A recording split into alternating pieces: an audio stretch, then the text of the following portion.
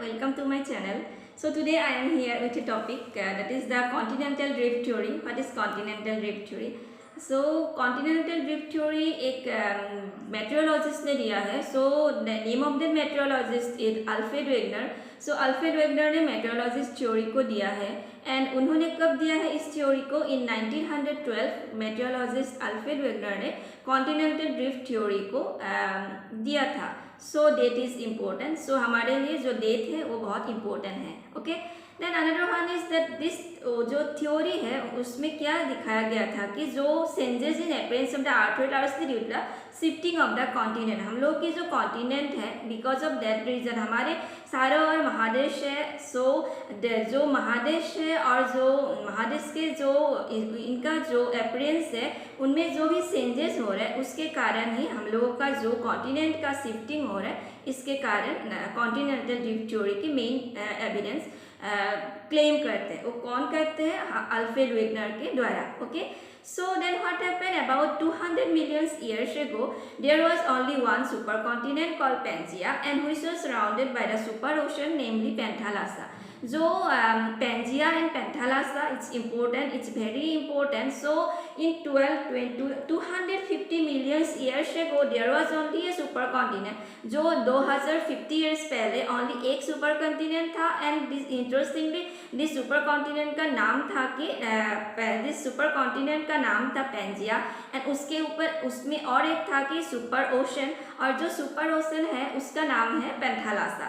So it's an important thing because these are interestingly this Pangaea, Panthalassa, these names are geographically important. So those who are geography students they cannot deny this name. Okay, so about 250 million years ago Pangaea began to break up. What happened? This Pangaea 250 million years ago धीरे धीरे उनका breakup होने लगा. वो धीरे धीरे उसकी जो क्वालिटीज़ है उसकी जो मोमेंट है होने लगा और उसके बाद जो भी फोर्स होता है वो धीरे धीरे चेंजेस होने लगा.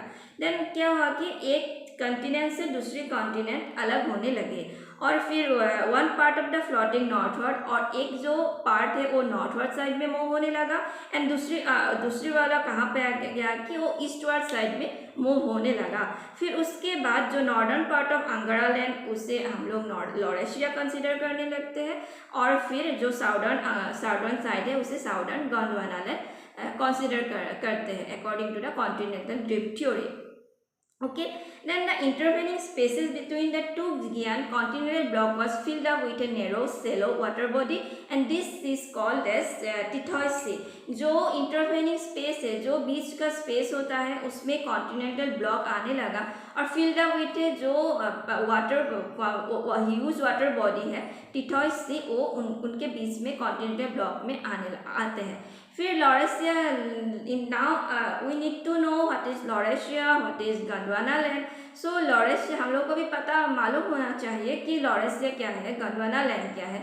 सो लॉरेशिया ये है कि जो प्रेजेंट हम लोग की जो नॉर्थ अमेरिका है देन जो Greenland and Eurasia, present North America, present Greenland and present Eurasia this is comes under the Laurasian part. So यही लॉरेशिया में इंक्लूड है.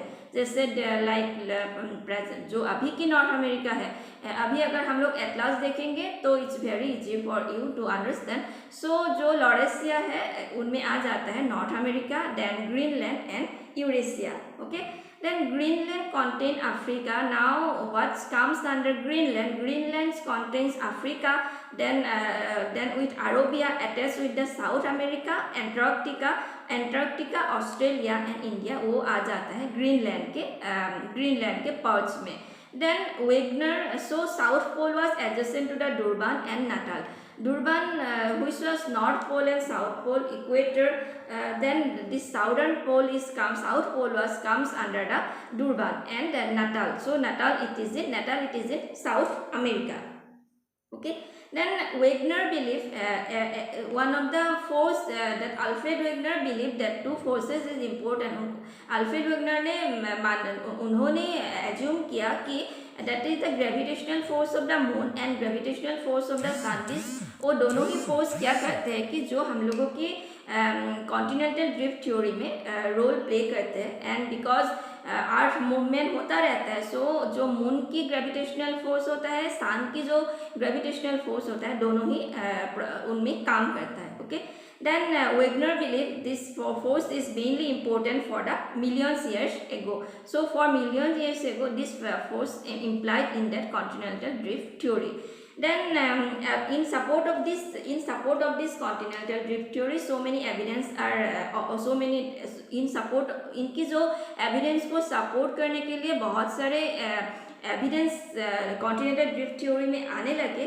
सो first one is the jigsaw fit. Jigsaw fit क्या है कि एक कॉन्टिनेंट दूसरे कॉन्टिनेंट से मूव होते हैं, सो एक शेप ले लेते हैं, it's like Y shape. So these are comes under jigsaw fit theory, jigsaw fit of the continent. Then another one is the structural similarities.